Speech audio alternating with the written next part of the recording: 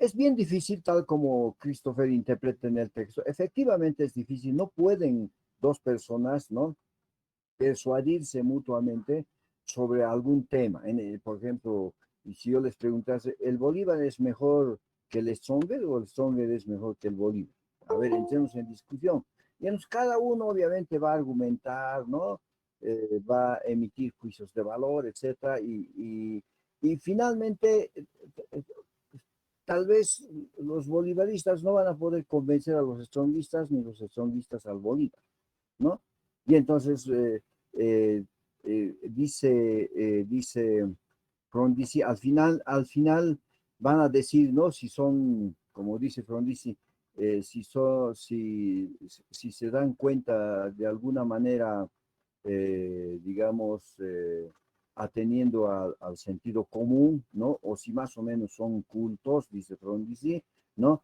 Van a terminar en la siguiente sentencia. Sobre gustos no hay disgustos, ¿no? O sobre gustos no hay discusión. Identificándose con un adagio latino, ¿no?, que ya se planteaba en la Edad Media, que decía, de gustibus non disputandum, ¿no? Sobre los gustos no se puede discutir, ¿no? Bien, entonces, Frondizi dice, eh, cuando terminamos así, ¿no? Sobre gustos no hay disgustos, ¿no? Entonces se piensa que ya se ha liquidado el tema, ¿no? Se ha resuelto el tema, ¿no? De una manera relativamente sencilla, ¿no? Y aquí la pregunta que hace Frondizi, ¿pero qué significa esto? Es decir, no puede discutirse sobre el gusto, o sea, es imposible discutir respecto, digamos, al valor, a un valor determinado, esas discusiones axiológicas que vemos en las calles, ¿no? Las parejas, ¿no? Esposos que van de compras y están discutiendo, ¿no? En los centros comerciales o en los mercados, van discutiendo acaloradamente a veces, ¿no? Dice, son discusiones inútiles. Cuando uno dice sobre gustos no se puede discutir, ahí terminó el problema, el conflicto axiológico. ¿Cuál es la respuesta que Frondizi mismo da respecto a esta pregunta? Adelante.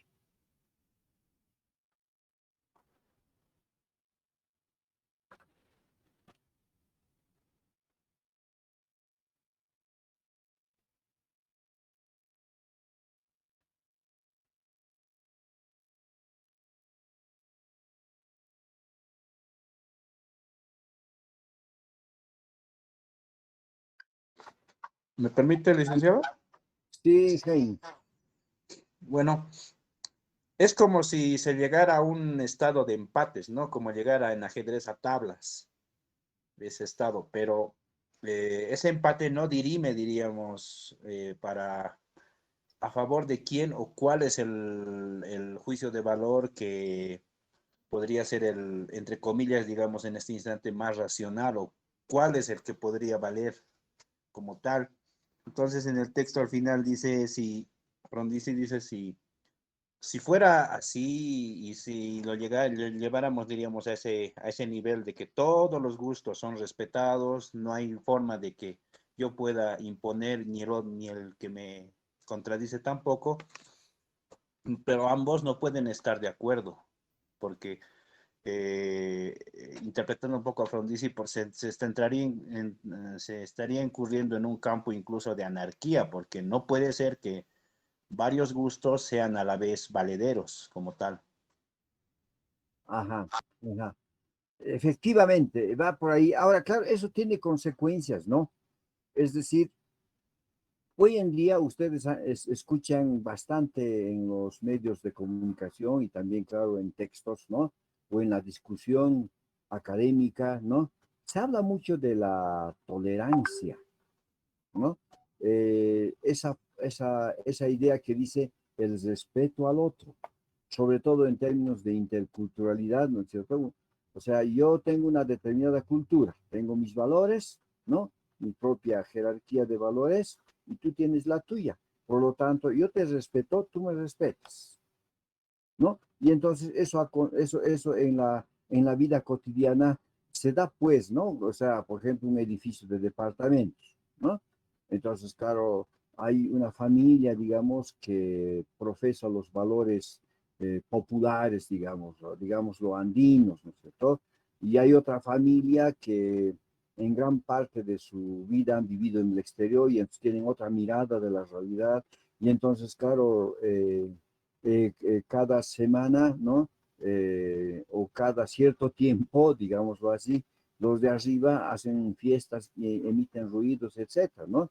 Entonces los otros dicen, bueno, tienen su cultura, entonces los respetamos, ¿no?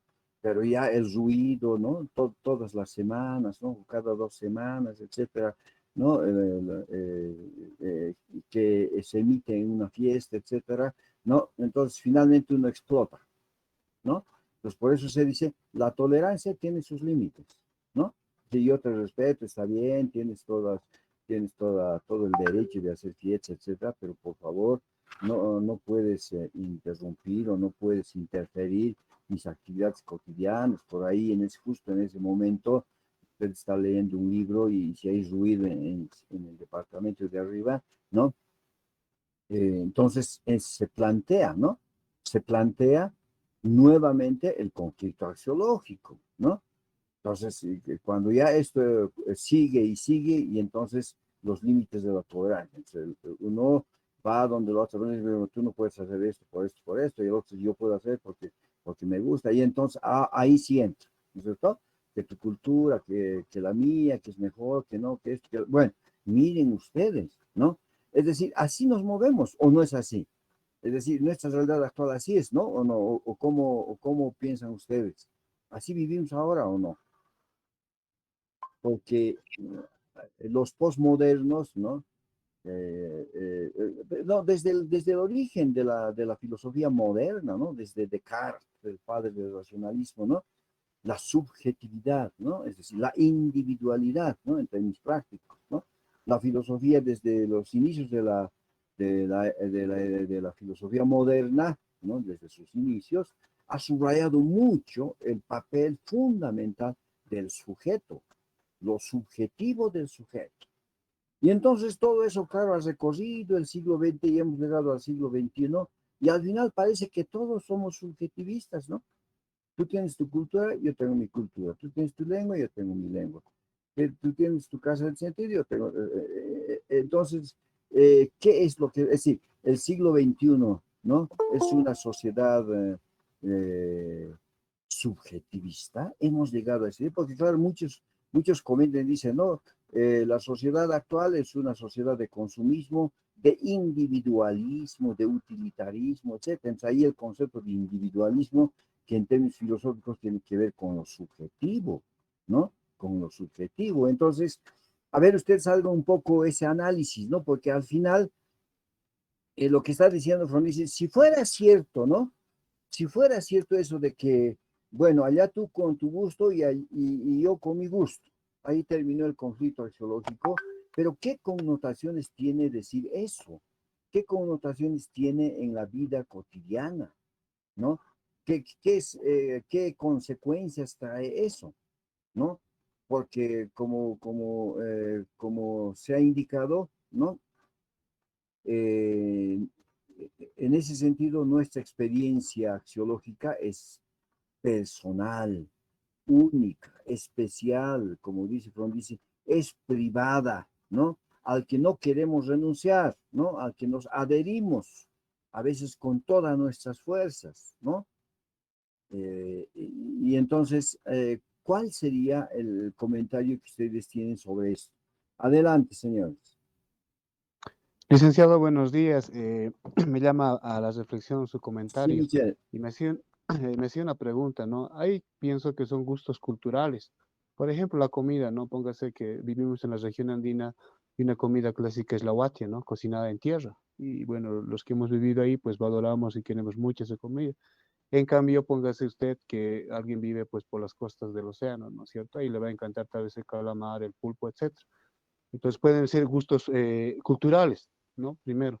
Y me llamaba la atención esto, pensando así, hablando con algunos compañeros sobre la Coca-Cola, ¿no?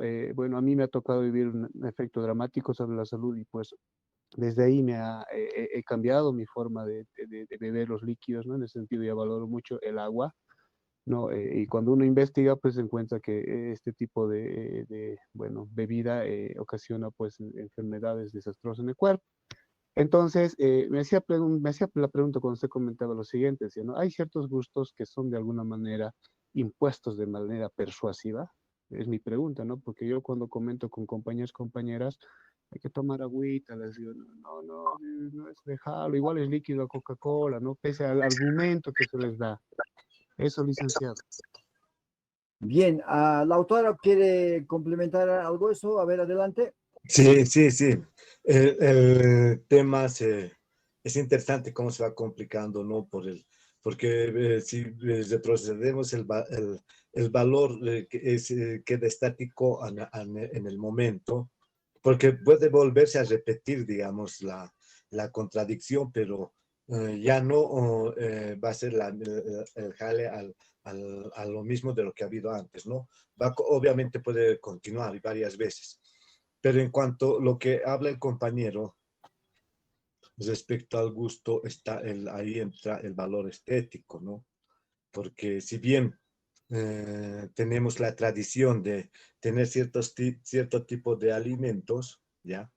Conocer el cierto tipo de alimentos y nos podemos quedar ahí, pero sí, ¿qué tal si vamos a otro lugar y conocemos otro tipo de alimentos y el sabor?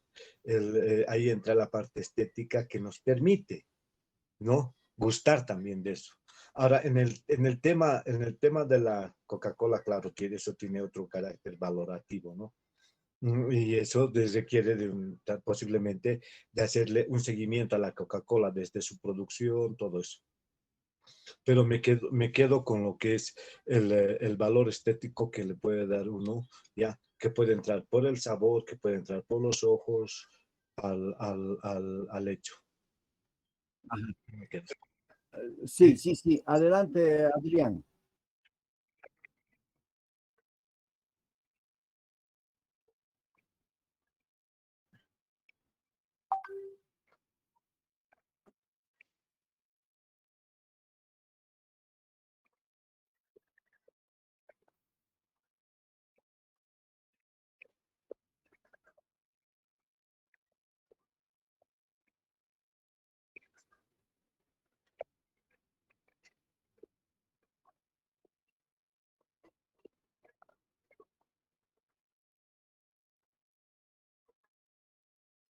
Sí, claro está, claro está, claro está. Pero es un problema, ¿no? Es decir, Michelle preguntaba, ¿qué pasa con el juicio valorativo respecto a la Coca-Cola?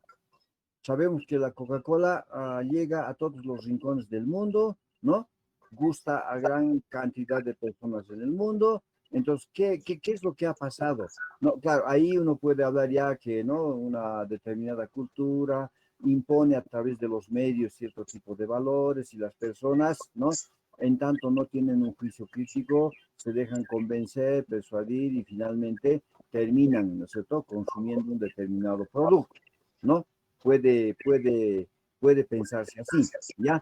Pero lo que está haciendo, sí, adelante, Lautaro, quería decir algo. No, no, no, disculpe, siga adelante, por favor. Bien, entonces, ahora Frondizi va a entrar a analizar un poco, ¿no? Lo que él más o menos entiende por la subjetividad, ¿no? En una interpretación puede decirse que según él, la subjetividad de alguna manera es ambigua, ¿no? Porque se entiende por subjetividad como alguna propiedad exclusiva del sujeto, o sea, determinado valor es una propiedad exclusiva del sujeto, es algo propio del sujeto, ¿no? Y al ser algo propio del sujeto, puede, puede convertirse en algo incomunicable a los dos, ¿no? Yo y mis gustos, ¿no? No quiero comunicar mis gustos, yo estoy feliz con un determinado producto que me gusta y entonces, pues, como me gusta, no quiero avisar a nadie, ¿no? No quiero comunicar a nadie que me gusta, o la manera como se elabora, ¿no es cierto? Y entonces uno puede caer de alguna manera en una especie de idealismo, ¿no? Inclusive de un idealismo solipsista, ¿no? Es decir, un idealismo solipsista de los valores, ¿no? Entonces, se puede llegar a eso. De hecho, hay personas que actúan así, sobre todo aquellas personas que se inclinan a vivir más o menos solitariamente, ¿no? Entonces, puede darse ese hecho. Y entonces, dice Frondizi, si tenemos en cuenta entonces esto, para los subjetivistas, la valoración es íntima, o sea, es privada, es propia, es inmediata, ¿no? Y ahí, claro, usted puede tomar muchos ejemplos, ¿no? Yo prefiero un vaso de cerveza, ¿no? A una copa de vino, ¿no? Yo prefiero la música clásica, ¿no? Al rock pesado, ¿no? Entonces, la valoración es pues algo peculiar de la persona, ¿no? Entonces, ahí la pregunta que se plantea, es decir, Frondizi dirá, si así son las cosas, si así fuera la cosa, entonces, ¿qué sería del mundo ético? ¿Cuál es la respuesta que Frondizi da al respecto, ¿no? Si pensamos que así es, ¿no? El valor en el sentido del subjetivismo, ¿qué ocurriría con los valores éticos?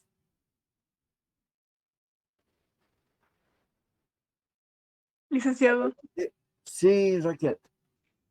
lo que plantea el autor en esa parte es que si tomamos esta postura subjetivista, digamos, acerca de los valores, entonces ya no podríamos hablar de la moralidad en un sentido más estricto, o sea, porque la moralidad ya no habría reglas en sí, sino sería, sí, lo que para ti está bien es válido, lo que para ti está bien también, y ya no existirían como unas reglas de la moral, ¿no? O sea, ya no podríamos decir esto está mal, objetivamente mal, porque depende de la persona que lo esté viendo, ¿no? Ajá, ajá. Entonces, esto nos lleva, por ejemplo, a este hecho, ¿no? Hay que respetar a los ancianos, ¿no? Hay que ayudar a pasar a un ciego de una acera a la otra, ¿no? La Venus de Milo es una obra de arte o es bella, ¿no? O todos los cuadros de Melchón Pérez de Holguín, este pintor potosino, son bellos, ¿ya? Entonces, ahí pareciera que hubiesen, ¿no? Valores que están por encima de la subjetividad. Porque si todo fuese subjetivo, eso es lo que está intentando decir Frondizi, ¿no? Si todo fuese subjetivo, bueno, usted tendría su propia moralidad, yo la mía, el otro mía. Bueno, viviríamos caóticamente, ¿no? Para unos matar sería lícito y para otros matar no sería lícito.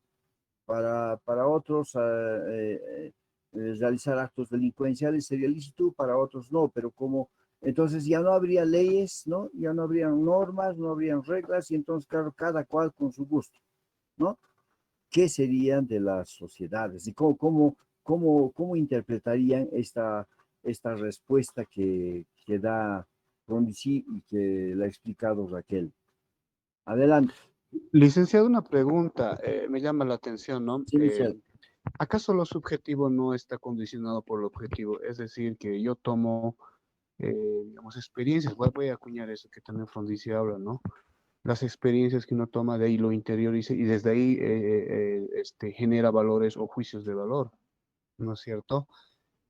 Porque si hablamos así en regla como menciona Frondizi, lo subjetivo sería pues uno que crea castillos en el aire. No creo que nadie hace eso. A todos nos ingresa, no sé, por algún medio, experiencia familiar, sociedad, etcétera, un valor. Ahora que no estén actualizados, bueno, se puede entender, ¿no es cierto? Como, por ejemplo, ahorita hay un mundo post pandemia, ¿no? Entonces, quien no se ha enterado de eso, pues puede seguir pensando que el mundo, pues no ha pasado nada. Entonces, no sé, licenciado, me gustaría que un poquito se charque esta, no es comentario, ¿no? Esta posición de, bueno, esta demostración de Frondizi. Ajá. Yo creo que lo que usted plantea está más o menos en la discusión que luego va a aparecer en el texto del capítulo 2, ¿no es cierto? Es decir, usted está hablando del origen del valor, ¿no? Entonces, claro, ahí va a coincidir tal vez con los sugeridos. Y bueno, al final pues, es el hombre el que valora, ¿quién más puede valorar? O no son los hombres los que valoran, es decir, los seres humanos. Finalmente son ellos. Y estos hombres o estos seres humanos son de carne y hueso, por lo tanto, son individuales y cada uno valora. Ah, bueno, y ese es un argumento del subjetivismo que luego vamos a tocar.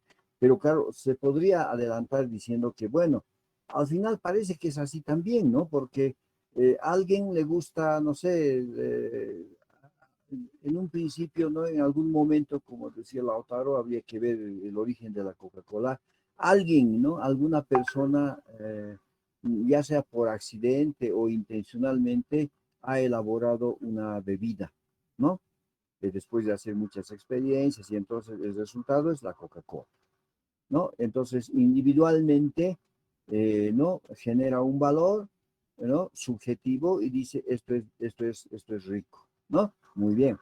Entonces, empieza a socializar el producto y entonces, ¿no es cierto? Otras personas empiezan a coincidir con la valoración del primero. Y como la Coca-Cola va hasta los rincones del mundo, entonces debe haber millones de personas en el mundo que prefieren la Coca-Cola al agua, ¿no? A pesar de que conocen los efectos que puede dar si se toma en exceso, etcétera. A pesar de eso, es igual que el cigarrillo, ¿no? Sabiendo que el cigarrillo hace daño, le siguen metiendo, ¿no? Entonces, ahí parecería ser, ¿no? Que en primera instancia el valor siendo subjetivo, ¿no? En su nacimiento, en un momento dado parece que se convierte en un valor objetivo, ¿no? Entonces, si se pregunta, ¿no? ¿Le gusta la Coca-Cola? Y entonces gran parte, ¿no? De la población diría, sí, es rica, es la mejor bebida, dirían, ¿no es cierto? Entonces la Coca-Cola es infaltable a veces después de los alimentos o en el entremés, ¿no? En algunas familias, ¿no? O en general en la sociedad, ¿ya? Y bueno, es como si se objetivara el valor. Y entonces bastantes individuos, ¿no? Coinciden, ¿no? En el criterio de que el valor de la Coca-Cola es bueno, ¿no es cierto? Bueno, pero este es un tema de cómo un valor puede convertirse, ¿no? En una instancia objetiva, pero eso ya lo veremos luego, ¿no? Por ahora estamos indicando de que, bueno, dice Fromm, si nuestras experiencias valorativas eh, fuesen tal como dice el subjetivismo individual, porque soy yo el que valora, no son otras personas. Es lo que a mí me interesa y me gusta, ¿cierto? Si fuese así, si fuese el valor individual, ¿no?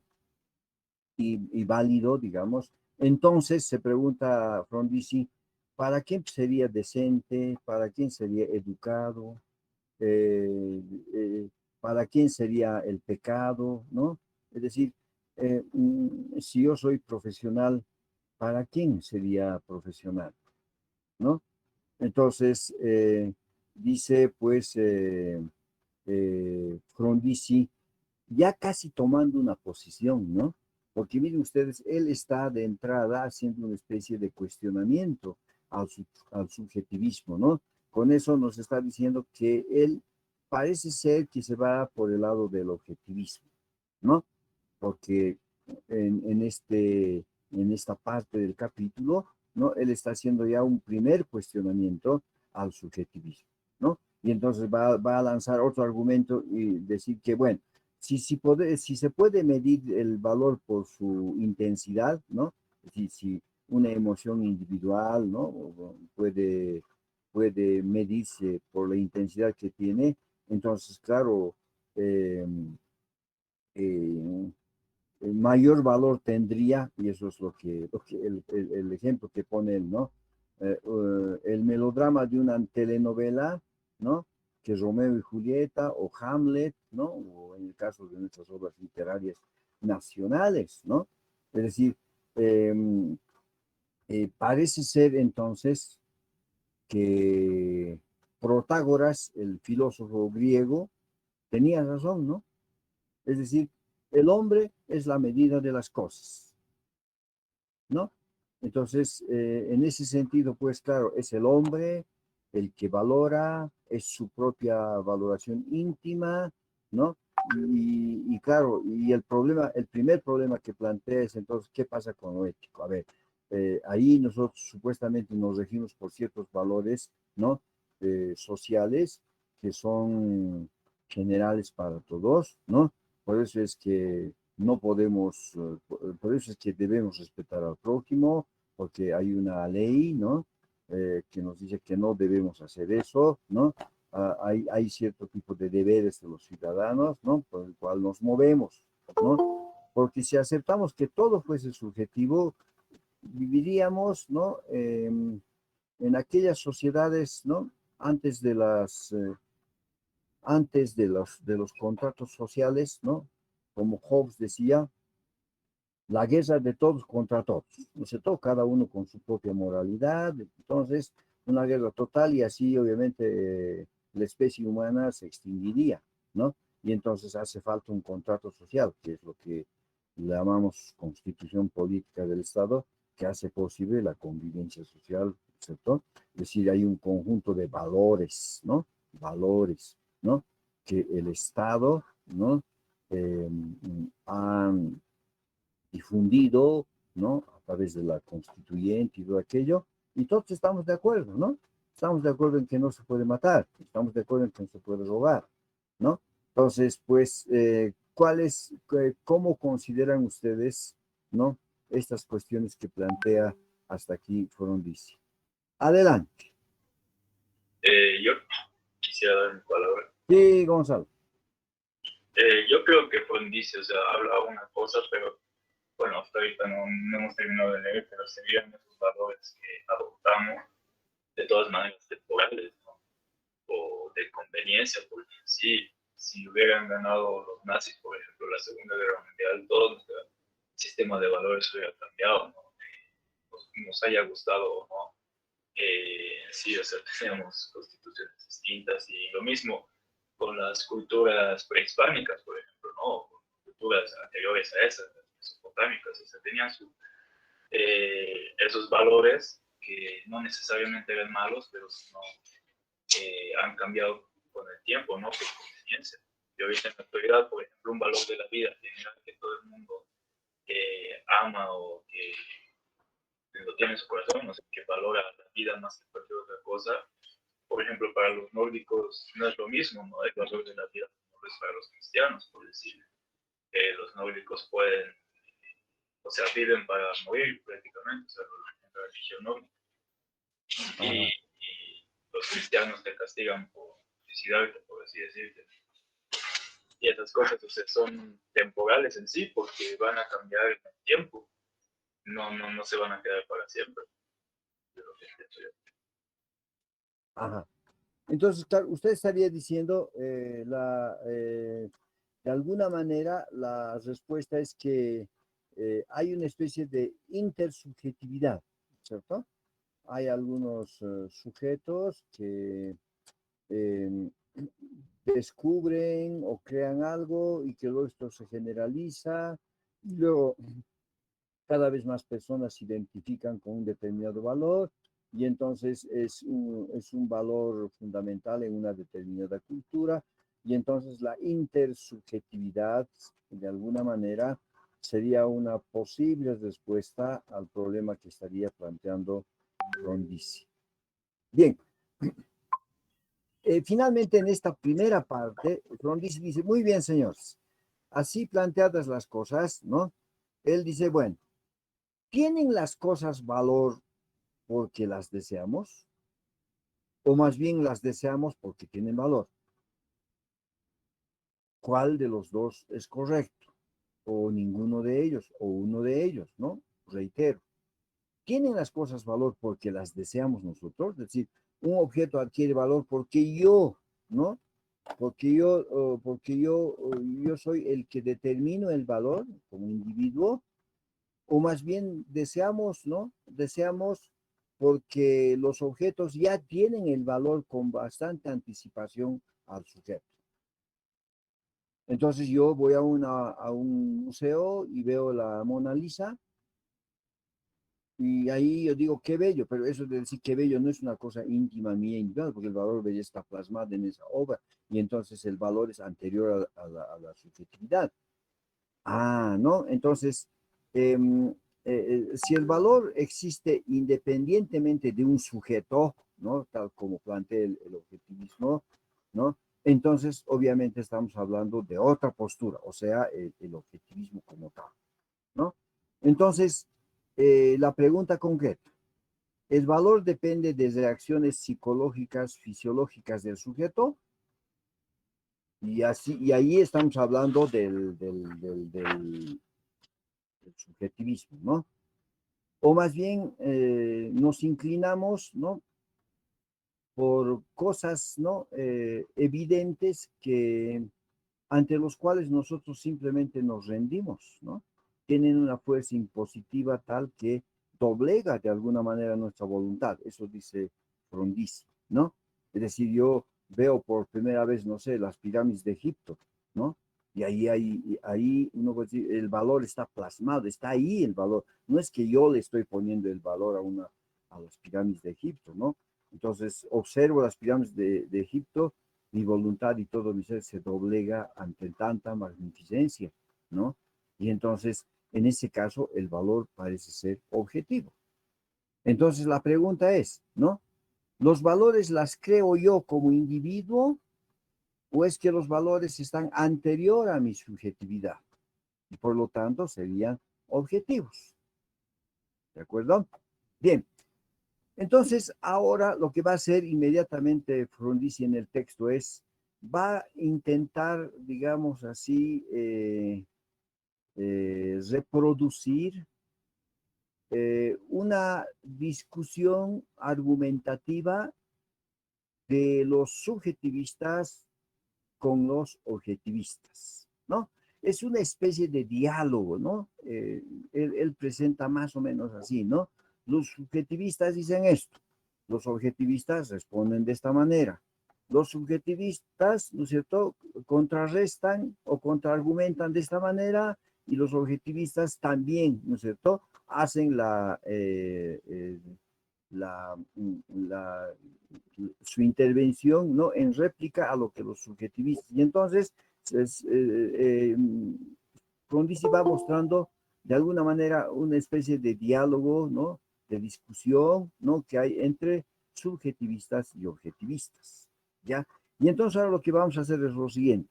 Probablemente ya algunos alumnos, algunos de ustedes, ya ha tomado o está tratando de tomar, o le simpatiza o le atrae de alguna manera el subjetivismo, y a otros tal vez les atrae de alguna manera el objetivismo, ¿ya? Entonces, vamos a un poco reproducir esa discusión.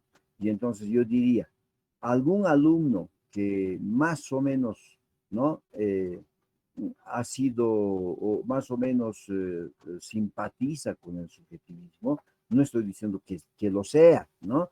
Es decir, en función de las primeras páginas que estamos leyendo, probablemente ya algún alumno dice, creo que sí, efectivamente el subjetivismo es la mejor respuesta al tema del valor, u otros que tal vez digan, no, parece que el objetivismo es la mejor respuesta al tema del valor. Entonces, en ese sentido, si tienen alguna condescendencia con estas dos teorías, entonces arrancaríamos más o menos con esa pequeña discusión que es la muestra de la discusión que hubo, ¿no?, a lo largo del siglo XX. Entonces, si algún estudiante simpatiza con el subjetivismo, ¿no?, tendría que lanzar el primer argumento, ¿no? ¿Cuál es el primer argumento? Ya lo dijimos de alguna manera, ¿no? Los subjetivistas van a decir lo siguiente, su tesis fundamental, ¿no? ¿Qué sentido, ¿no?, habría si los valores no pudieran ser apreciados por el hombre, ¿no? ¿Qué sentido tendría hablar de valores o qué sentido tendría, ¿no? Obviar al sujeto que valora, ¿no? Si este no puede apreciar los valores, ¿no? Esa es una tesis importante del subjetivismo, ¿no? No se podía ni siquiera discutir sobre los valores porque ya los valores están ahí, ¿no? Antes de la subjetividad, y entonces pues la única manera en que uno puede resolver eso, dicen los subjetivistas, es que en primera instancia son los hombres los que aprecian los valores, son los seres humanos los que detectan los valores, ¿no? Y si nosotros negamos eso, entonces, bueno, pues, ¿quién podría apreciar los valores? ¿No? Entonces, esa es la tesis de la cual los subjetivistas parten. Ahora sí, viene la respuesta. ¿Cuál es la respuesta de los objetivistas a esa tesis? ¿Algún estudiante que se inclina de alguna manera por el objetivismo podría responder? Adelante.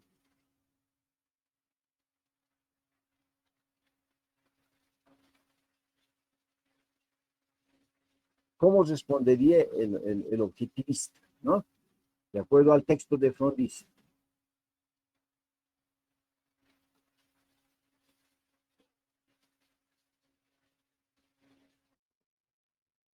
Adelante. O sea, ¿todos son subjetivistas? La pregunta. Sí, así hablando, ¿no? En un sentido, digamos, irónico, ¿no? Es decir, no hay un estudiante que está inclinado más o menos por el objetivismo o le atrae algo. Sí, Ya, Lautaro. bueno, es relativo, ¿no? O sea, creo que todos, o sea, bueno, no voy a hablar por todos, no es prudente hablar por todos, No, pero a creo ver, que Lautaro, la pregunta es esta, ¿no? sí, ¿Cómo responden los objetivistas, Lautaro, perdón, ¿cómo responden los objetivistas a esa tesis de los subjetivos, ¿no? De los subjetivistas. ¿Qué sentido tendría hablar de los valores si estos no pudieran ser apreciados por los hombres? ¿Cómo responden los objetivistas? Está en que el texto, dice, ¿no? ¿Y cómo responde? Y claro, obviamente a esa respuesta usted puede incorporar sus elementos propios. Adelante. bueno, el objetivista se basa a partir de la experiencia, ¿no? Fundamenta sobre la experiencia. Y que también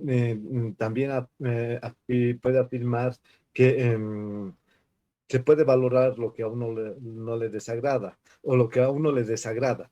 Pero volviendo al principio, es que creo que es relativo, ¿no? Es subjetivo y a la vez es objetivo la reacción de los valores que cada persona podemos tener, ¿no? En un principio puede venir el subjetivismo, ¿no? El impacto subjetivista, pero después ya en el razonamiento puede venir el tema objetivista. Ya. Entonces, no creo, me vas a decir, ¿no?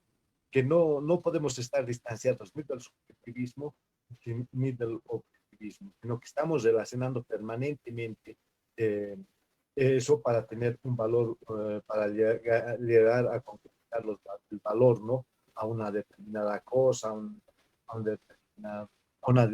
hasta a una determinada idea. No, ya, sí, esa puede ser una posible solución, ¿no?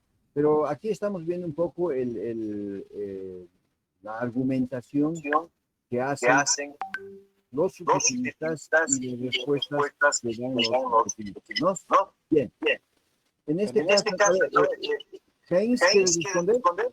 Sí, bueno, pero con la condicionante, ¿no? Que de que no me decanto ni para uno ni para otro, pero siguiendo la lógica, diríamos, del texto, a lo que los subjetivistas decían de que sí todo puede surgir a partir de el sujeto, los objetivistas responden de que habría que hacer una distinción entre lo que es la valoración y el valor.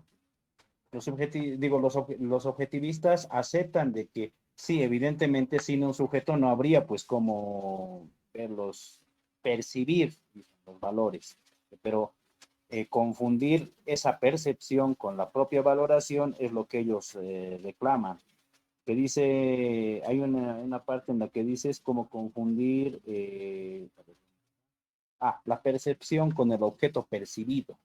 Es lo que dicen los objetivistas. Va por ahí. Ya. A ver, Licenciado, precisando, ¿no? Precisando. Javier, adelante. ya, quería mencionarles también lo que habla el autor en una parte del libro. ¿Qué sucede con un ciego cuando se le presenta un cuadro, una obra de Mona Lisa? No la puede ver, no la va a apreciar. O un sordo escuchando una sonata de Beethoven, dice, ¿no? Entonces yo pienso que los valores, de alguna manera, lo hacemos a través de la vía experimental, objetivamente. Los razonamos, somos subjetivos, primero nos interiorizamos y posteriormente lo pasamos de manera grupal. Pero hay siempre esas excepciones, que no todos somos iguales, ¿no? ¿Qué hubiéramos hecho en un mundo de ciegos o sordos? Esa es mi pregunta, licenciado.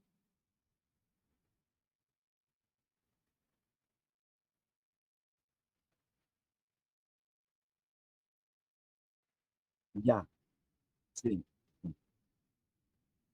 Claro, ese es un argumento posterior, pero en esta, ¿no? Un poco en la interpretación de Heinz. Es decir, ¿cómo respondería un objetivismo ante la tesis de los subjetivistas que dicen que, ¿no es cierto? No podría hablarse del sentido de los valores si no hubiesen hombres o seres humanos que aprecien, ¿no es cierto? Parece ser cierto, ¿no?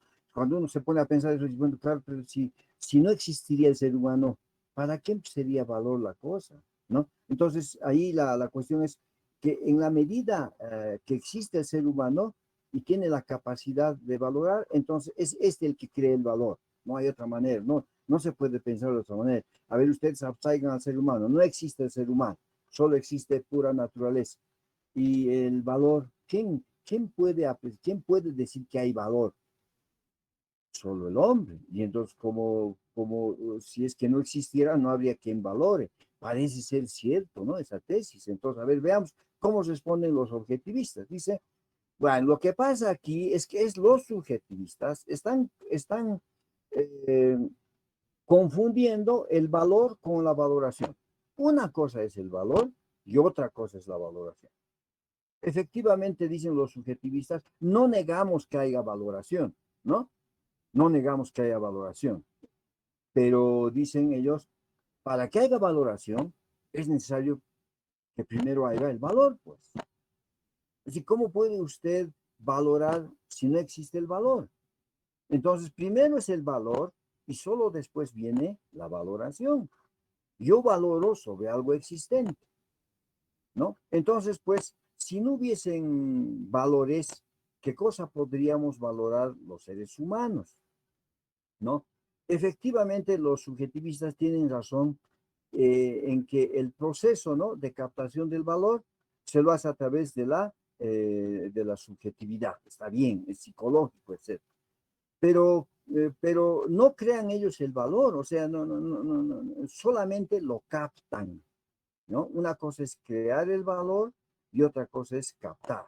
Y entonces los subjetivistas están hablando de la captación del valor, no están hablando del valor mismo. Entonces ahí se confunden, ahí su argumento se debilita, ¿no es cierto? Ellos están hablando de la valoración, no están hablando del valor, porque en términos estrictos el valor es anterior a la valoración. Y parece ser cierto, ¿no? Es decir, usted valora aquello que ya preexiste, así nomás es, ¿no? Entonces, dice los objetivistas, nosotros no estamos hablando de la valoración, estamos hablando del valor. Y entonces los objetivistas se equivocan, ¿no? Muy bien. ¿Cómo responderían los subjetivistas ante la argumentación de los objetivistas? ¿Cuál sería el argumento que presentan, ¿no?, los subjetivistas a lo que acabamos de decir? Adelante, algún estudiante que se sienta inclinado por el subjetivismo, o por lo menos simpatiza de alguna manera, ¿no? Sin decir que es subjetivista. No estamos. Adelante, Jorge Guillermo. Yo creo, licenciado, que no todos los objetos tienen valor. Por lo tanto, si vemos alguna piedra y esta no representa ningún valor, se nos es indiferente. Entonces, lo mismo sería, digamos, con un poema escrito en otro idioma, o alguna obra de arte que no nos atrae, o en final de cuentas nos es indiferente, ¿no? Ajá, pero habíamos dicho que en términos axiológicos la indiferencia no existe, ¿no? El hecho de decir de que esa piedra no tiene valor, usted ya le está dando un valor, así nomás es, ¿no? Es decir, esa piedra no tiene utilidad, o sea, esa piedra está expresando algún tipo de información, es decir, no es útil. Por lo tanto, está hablando de un valor negativo. Entonces, en términos axiológicos, tal vez tendríamos que convenir en que en axiología la indiferencia no existe, aunque pensemos que no estemos valorando. Yo me tropiezo con una piedra, la observo y digo, no me sirve, no tiene valor, no me es útil. Ya le estoy dando un valor, claro que no será un positivo, pero es un valor negativo. ¿Ya? Bien, entonces, ¿cómo responden los subjetivistas ante la argumentación de los objetivistas? Según el texto de Sí. Fromm. Adelante, Christopher. Bueno, los objetivistas decían que los subjetivistas confunden la valoración con el valor, ¿no? Pero un subjetivista respondería de que el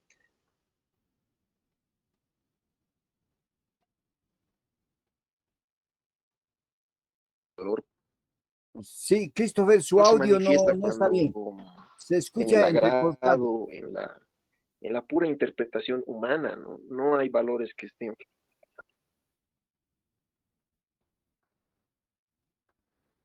Christopher, no le hemos entendido porque su audio es intermitente.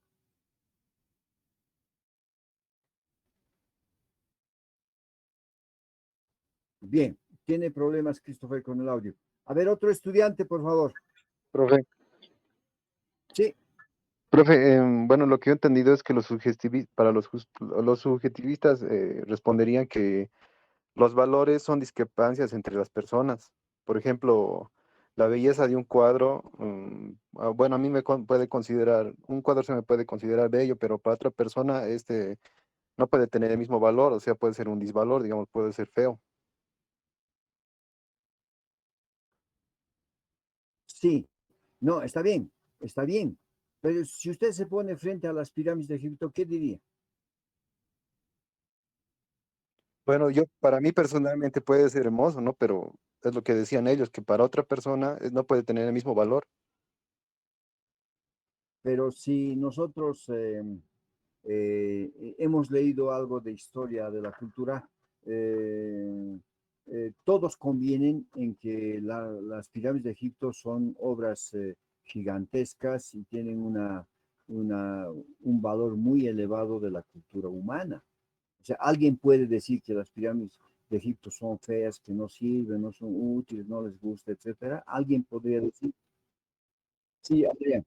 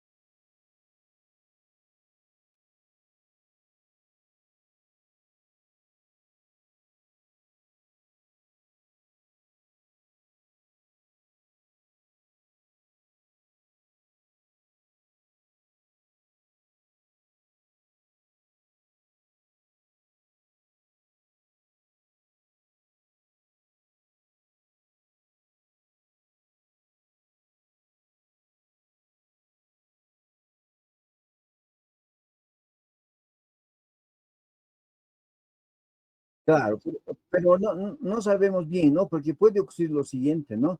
Cuando usted se pone a hacer algo, entonces le cuesta esfuerzo, sudor, no sé, cansancio, dolor en la espalda, etc. Pero cuando ya ve terminada la obra, usted se satisface y se solaza con la obra que usted ha hecho. Tal vez también han sentido eso, ¿no? Los esclavos, no sabemos. No sabemos, claro, claro. Bueno, entonces, tiene usted razón cuando Frondizi responde, ¿no? Colocándose en el lugar de los subjetivistas. ¿Cómo responderían los subjetivistas al argumento de los objetivistas? Dirían, si así fuese, si fuese cierto lo que dicen los objetivistas, ¿no? De que el valor es anterior a la valoración, entonces pues los seres humanos tendrían que haberse puesto de acuerdo a qué valores son objetivos y que esos valores, ¿no? Para todos los hombres, a partir de cierto momento de la historia, valen para todos. Eso tendrían que haber dicho, ¿no es cierto? Pero dice, la historia de la humanidad nos demuestra que eso nunca ha pasado, que como vemos en la historia, las guerras, conquistas y todo aquello se debe a que los hombres están en un permanente desacuerdo. Nadie se pone de acuerdo, entonces cada uno hace lo que en función de sus necesidades vitales, etcétera, hacen. Y entonces, ¿no? Esto se debe en última instancia a que cada persona tiene sus propios gustos. Así responderían los subjetivistas. Ese sería el contraargumento al de los objetivistas dados inicialmente, ¿no? Ahora la pregunta sería, ¿cuál es la respuesta de los objetivistas ante ese argumento de los subjetivistas? ¿Alguien podría explicar eso? Licenciado, Sí, sí, la quiero. lo que plantean los objetivistas como respuesta a esto es que el hecho de que unas cuantas personas estén equivocadas no niega la verdad, ya que la verdad no se basa en la valoración de las personas, sino en los hechos, ¿no? Y de que además al momento de criticar, no se critica los valores en sí, sino a los bienes que están incorporando a esos valores. Ajá, ajá. Ya, ahora, diría, bueno, precisando, ¿no? Precisando lo que dice. Los objetivistas responderían más o menos así. Y, y bueno, pues entonces, ¿acaso la historia de la humanidad nos revela, nos dice que, por ejemplo, que hay acuerdos sobre los principios de la ciencia? Es decir, en el plano de la ciencia, ¿no? ¿Qué hacen los científicos? Descubren leyes que ya preexisten. Una cosa es que que no conocemos las leyes del universo de manera total, ¿no? Y entonces los científicos, cuando hacen descubrimientos, ¿qué descubren? Leyes, ¿no? En las matemáticas, en la física, en la biología, etcétera, descubren leyes, ¿no? Y bueno, a veces ocurre que un científico en un lugar del mundo descubre algo y otro científico en otro lugar descubre lo mismo, coinciden. ¿Ha habido acuerdo entre los dos científicos para que sea así? No, pues, no ha habido acuerdo. Es decir, esa ley es objetiva, ¿no? La ley de la gravedad no la conocíamos, ¿no? Entonces, claro, Newton la descubre, ¿ya? No es que la crea, la descubre. Pero y eso vale para todos. ¿Por qué vale para todos? Porque la gravedad es un fenómeno natural que existe o preexiste anterior a cualquier interpretación, etcétera. Si acaso los científicos se ponen de acuerdo para decir que 2 más 2 es 4, no pues, es decir, las relaciones matemáticas de alguna manera, en tanto ideales, ya preexisten de alguna manera al criterio propio de cada persona. Entonces, los objetivistas dirían, no, pues, ¿cómo pueden argumentar ustedes, señores subjetivistas, de esa manera? Es decir, la cuestión no va por ese lado, la discusión no puede ir por ese lado. Buenos días, licenciado. Sí, además. Bien, los objetivistas también dirían, respondiendo a los subjetivistas, que los valores son válidos y objetivos para todos los individuos y en todos los tiempos, ya que no son ni subjetivos ni relativos, tampoco convencionales. Es Sí, decir, perdón, Ademar, no está siguiendo usted el hilo de la discusión. No, estamos tratando el tema del debate que hay entre los subjetivistas y los objetivistas. Estamos viendo cómo los subjetivistas presentan argumentos y luego cómo contrarrestan los objetivistas, ¿no es cierto? Entonces, lo que acabo de decir es que los objetivistas sostienen que, bueno, pues la verdad, ¿no es cierto?, que de la cual se habla en ciencias, no se basa pues en la opinión democrática de los científicos, ¿no? Sino más bien sobre la objetividad de los hechos, ¿no? Y ahí Frondizi nos dice algo que ya algún estudiante ha adelantado, ¿no es cierto?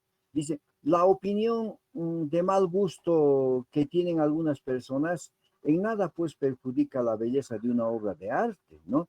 Entonces, frente a las pirámides de Egipto, yo digo, qué bellas construcciones, qué magníficas, etcétera, ¿no es cierto? Y entonces otro que dice, no, ¿cómo pues van a ser? Son feas. Entonces, el objetivista dirá, bueno, la opinión de una persona, ¿no? Es decir, el mal gusto de una persona no afecta en realidad a la objetividad del valor. Así puede ocurrir, ¿no es cierto? Bien, entonces aquí hay una nueva confusión, diría Frondizi, una nueva confusión. Los subjetivistas, ¿no es cierto?, están confundiendo, ¿no?, los bienes con respecto a los valores, ¿no? Están hablando de bienes y no tanto de valores. Entonces, siguen confundiéndose. Entonces, el objetivismo va presentando los argumentos en ese sentido y los subjetivistas también, pero según la explicación de Frondizi, parece que la argumentación objetivista es más contundente, ¿no? Es más sólida, si ustedes se dan cuenta. O por lo menos así nos está haciendo pensar, digamos, Frondizi, ¿de acuerdo? Entonces, por favor, ese hilo de la discusión seguiremos para, obviamente, claro, cuando uno participe y dice Frondizi, dice esto en esta parte, inmediatamente usted puede comentar eso que acaba de decir. Le pido, por favor, además. Bien. Ahora, ¿cómo contrarrestan los subjetivistas? ¿Qué dirían, qué argumentarían los subjetivistas?